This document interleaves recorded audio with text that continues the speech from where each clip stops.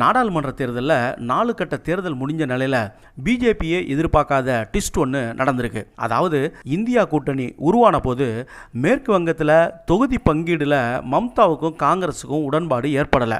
இதனால மம்தா கூட்டணியை விட்டு வெளியே போனாங்க. கிட்டத்தட்ட 70% இடங்களுக்கான வாக்குப்பதிவுகள் முடிஞ்சிட்ட நிலையில் மம்தா தனது நிலைப்பாட்டை மாற்றியிருக்கிறாங்க. அதாவது லோக்சபா தேர்தலுக்கு பிறகு எதிர்க்கட்சிகளின் இந்தியா கூட்டணி மத்தியில் ஆட்சி அமைக்குமானால் அதற்கு வெளியிலிருந்து ஆதரவளிக்கப் போவதாக மம்தா அறிவித்திருக்கிறார். நாங்கள் இந்தியா கூட்டணிக்கு உதவுவோம், வெளியிலிருந்து அவர்களுக்கு எல்லா வகையிலும் உதவுவோம். எதிர்க்கட்சிகள் இணைந்து உருவாக்கிய இந்தியா கூட்டணியில் மேற்கு வங்கத்தில் உள்ள காங்கிரஸ் கட்சியும் சிபிஐஎம் கட்சியும் இல்லை.